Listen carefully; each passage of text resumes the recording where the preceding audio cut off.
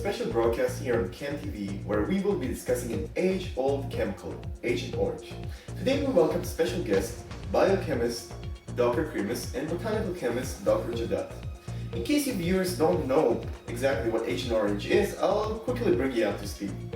Agent Orange is a powerful herbicide that was used in the 1960s and 70s for various applications. It got its name from the orange striped barrels that it was contained in. It was created as a member of the rainbow herbicide family, that is to say, herbicides such as Agent Purple and Agent Blue still exist. Agent Orange is most infamous for its use during the Vietnam War by the US forces. The problem was that Viet Cong guerrillas were using Vietnam's vast jungles to cover during the US attacks on them. The US forces combated in response to this by spraying 80 million liters of Agent Orange over the jungles in order to destroy the foliage and deprive the Vietnamese forces of cover.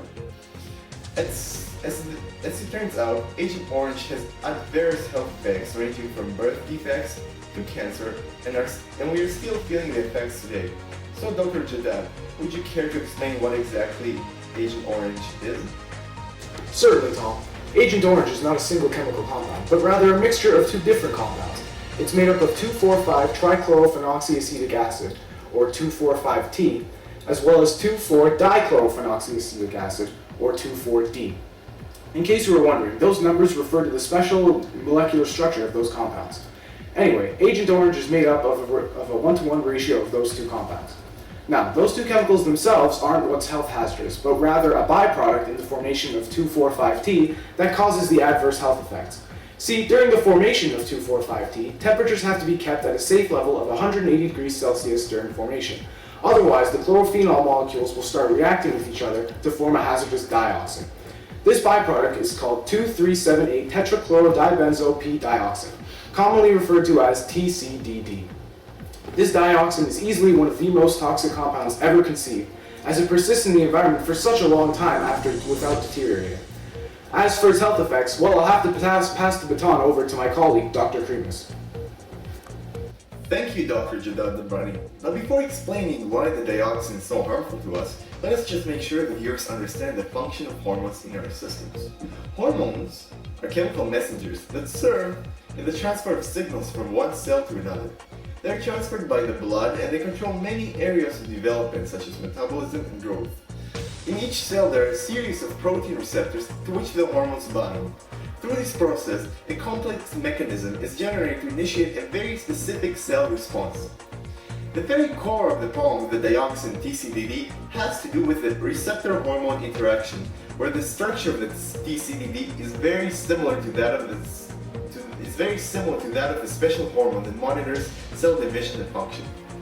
This in turn binds the TCDD to a receptor, which stays there for quite a long period of time due to its stable structure, and during that time greatly changes the growth patterns of the cell.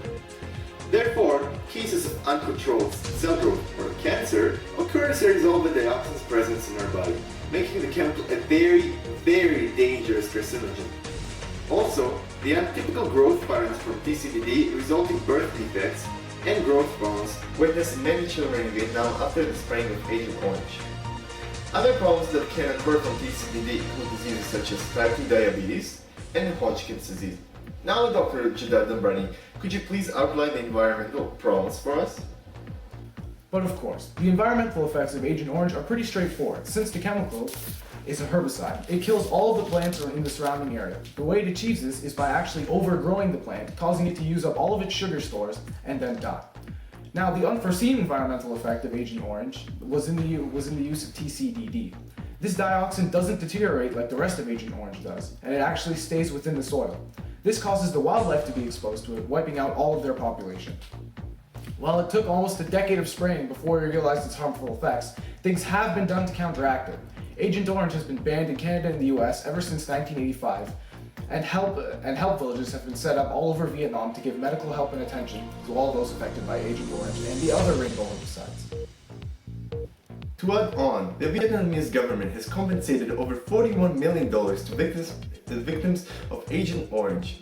The Red Cross and other European organizations have also contributed over $45 million in cleanup and in efforts and medical assistance up to the present day.